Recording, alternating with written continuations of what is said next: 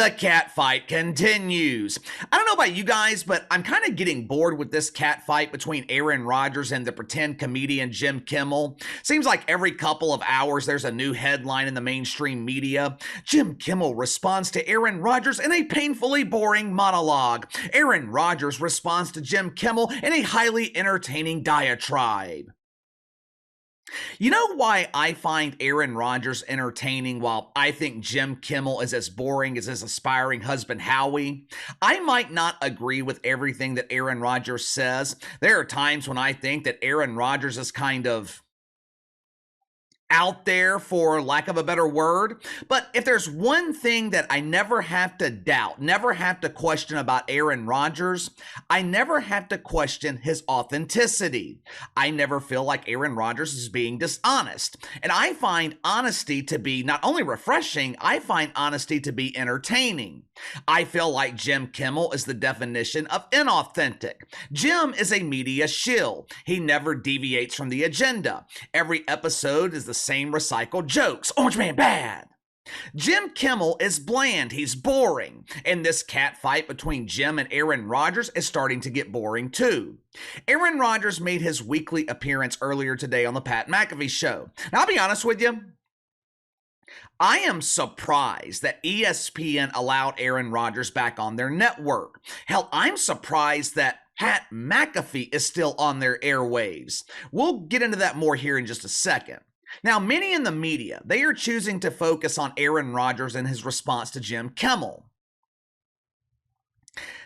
I don't give a shit about that. That's not what I feel like is the real story here. I was more interested in what Aaron Rodgers had to say about management at ESPN. Mike Foss is a senior vice president at the worldwide leader in woke. From what I understand, he was part of the group that was responsible for signing Pat McAfee. Mike is also responsible for overseeing the Pat McAfee Show on a day-to-day basis. In other words, Mike Foss is one of Pat McAfee's many bosses. God, I don't miss corporate America, the land of many bosses without much experience telling everyone with experience how to properly do their jobs. Last Friday, Mike Foss released a statement to the media about the comments that Aaron Rodgers made about Jim Kimmel. Listen, darling, Aaron's comments about the beloved Jim Kimmel, they were not only dumb, they were inaccurate. That level of poppycock and tomfoolery has no place at an institution of serious journalism like the worldwide leader in woke. Translation: Mike Foss threw Aaron Rodgers under the bruised caboose while simultaneously kissing the ass of Jim Kimmel. Naturally, Aaron Rodgers didn't appreciate these comments from someone with a position of authority at the worldwide leader in woke. And if you want to get technical, Aaron Rodgers is an employee at ESPN. Well, Casey, that's simply not true. Aaron Rodgers is paid by Pat McAfee. Yeah, where do you think Patty McAfee gets the money to pay him? It's not coming out of his personal bank account, coming out of the same bank account that belongs to the non-binary mouse, the same account that pays guys like Stephen A. and the grown man who calls himself Shay to actually draw ratings. I don't blame Aaron Rodgers for being upset here. I mean, his employer called him out publicly. It's no different than Dennis Allen calling out his own players for having the audacity to have a set of balls. Earlier today, Aaron Rodgers, he responded to Mike Foss. Since he oversees the show on a daily basis, I would guess that Mike Foss heard these comments live. Watch for yourself. But I don't understand a Mike Foss comment because he didn't help out either.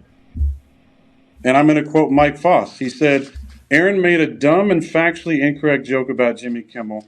It should never have happened. We all realized that in the moment. Mike, you're not helping. You're not helping because I just read earlier exactly what I said.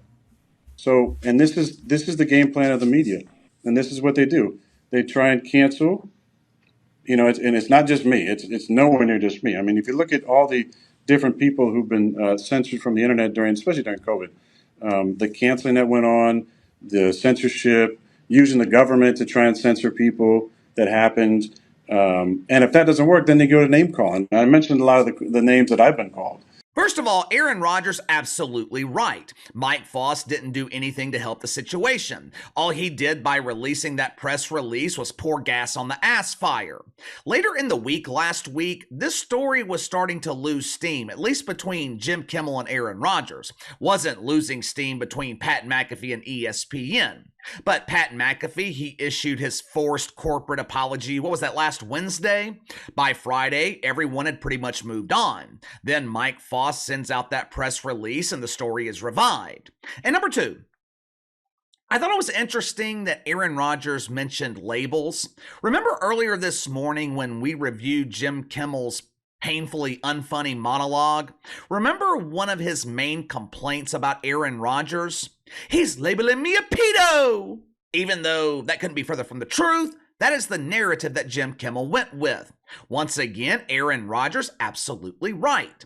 Jim Kimmel has no problem labeling Aaron Rodgers, but as soon as the labels are turned, or at least in the mind of Jim Kimmel, as soon as the labels are turned, he's got a problem with it.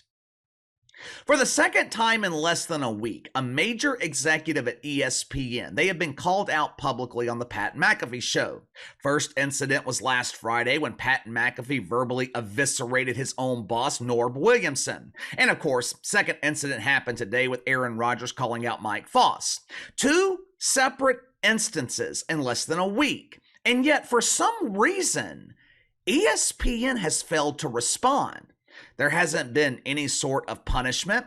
Aaron Rodgers hasn't been removed from the show. Pat McAfee wasn't suspended. And look. I got no problem here with Pat McAfee or Aaron Rodgers. Matter of fact, I have enjoyed watching both of them publicly embarrass ESPN.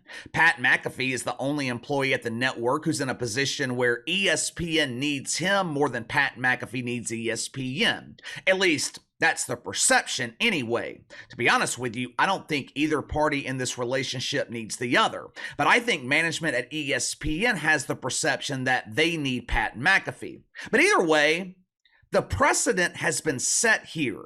Pat McAfee has set the precedent that on-air talent can go on live television and vent their frustration about their bosses. It's going to be interesting to see how ESPN handles this going forward. Let me ask you something. What happens if Ryan Clark has an emotional day? He goes on the air to vent his frustrations about one of his dozens of bosses at ESPN. Longtime viewers of this channel already know Ryan Clark has a tendency to get emotional. How is ESPN going to handle that situation? What about Kendrick Perkins? Does he still collect woke welfare at the worldwide leader in woke? Is he still gainfully employed? If so, if Kendrick Perkins is still employed by the mouse, what happens if Kendrick Perkins blasts management at ESPN? Are they going to let him slide? Well, KC, of course not. Those guys are expendable. They're replaceable. Pat McAfee is a star. He is treated differently. Oh, really? Really? Well, that doesn't sound very equitable to me. I thought ESPN was the land of equity, where everyone is treated equally and everyone is equally miserable. We all know what would happen if Ryan Clark or Kendrick Perkins did the same thing as Pat McAfee. They would be suspended. Hell, they might even be fired. And if that happened, what is going to be the first accusation thrown at ESPN? What's going to be the first narrative they push? This network is racist! The white man did the same thing and he wasn't punished! Pat McAfee is the beneficiary of white privilege. Earlier this afternoon, Bobby Burack published an article at Outkick titled, ESPN sold out to Pat McAfee and now they play by his rules. And you know what? He's absolutely right here. ESPN has sold out to Pat McAfee, not the other way around. They haven't imposed their will. They haven't changed the Pat McAfee Show yet. Outside of a forced apology here and there, Pat McAfee, he's still the same Pat McAfee. But for how long? How long can this last? How long can management at ESPN allow Pat McAfee to go unchecked? I mean, according to Pat McAfee himself, there's people working at ESPN that have been against him from the beginning. Pat McAfee was blamed for a lot of their woke brothers and sisters being fired, which I didn't think was really all that fair to Pat McAfee. Not his fault that ESPN agreed to pay him $85 million and guys like Jalen Rose had to be sacrificed to make room in the budget. All Pat McAfee did was accept their offer. But there seems to be this internal war going on, and Pat McAfee is stuck in the middle. You got one half of management at ESPN that supports him, while the other half seems to be sabotaging him. And I know this is true because Jemele Hill confirmed it. Oh, smelly Jemele. If Jemele says it's true, it's true. Pat McAfee, he's got his supporters at ESPN, also has his detractors. How long can this go on? The problem is, his detractors, they've got plenty of ammunition to use against him. It is no secret at this point that Pat McAfee is struggling to resonate with ESPN's audience. He's still performing well on YouTube, but like I've said countless times, that is irrelevant. Pat McAfee is being paid to draw ratings on television. ESPN gave him First Take as his lead-in, the second highest rated show on the network. What is Pat McAfee doing with that audience? He's losing over half of it. But Casey, that's because the demographics are different. The demographics for First Take are completely different than the demos for Pat McAfee. Yeah, and? This is why I keep saying Pat McAfee doesn't fit at ESPN. What happens if he continues to struggle, but he continues to cause controversy? He continues to generate bad publicity. We already know that ESPN has a very long history of overreacting to bad press and fake outrage. How long will ESPN be willing to tolerate it? Better yet, how long will Pat McAfee be willing to tolerate it? I know some people think that Pat McAfee needs an enemy. He performs better when he has an enemy, which is probably true. I mean, Howard Stern was always better when he had someone to fight with. But after a while, wouldn't it get old? I mean, it would to me. Does Pat McAfee want to constantly have to defend himself against his bosses on a daily basis? I think it would get exhausting fighting the same internal battles every day. Hell, it's the reason that Howard Stern left terrestrial radio. That's why he left conventional media. Howard Stern got tired of fighting the FCC, got tired of fighting management at his radio station. My stance on this has not changed. I think all this is only the beginning of the end. I don't think Pat McAfee ends 2024 working at ESPN. He does not need ESPN, and he's putting himself through all this for nothing, really. I mean, he could make the same money here on YouTube. He was already making the same money here on YouTube before signing with ESPN. But give me your thoughts on this. Aaron Rodgers calls out management at ESPN on Pat McAfee Show. Second time in less than a week that management at ESPN gets completely embarrassed on this show. Does ESPN failing to punish Pat McAfee and Aaron Rodgers, does that set a dangerous precedent at the network? How long will it be before Pat McAfee is accused of having white privilege? Let me know. Sound off in the comments below. Like, subscribe, share the video. I appreciate each one of you guys and your continued support.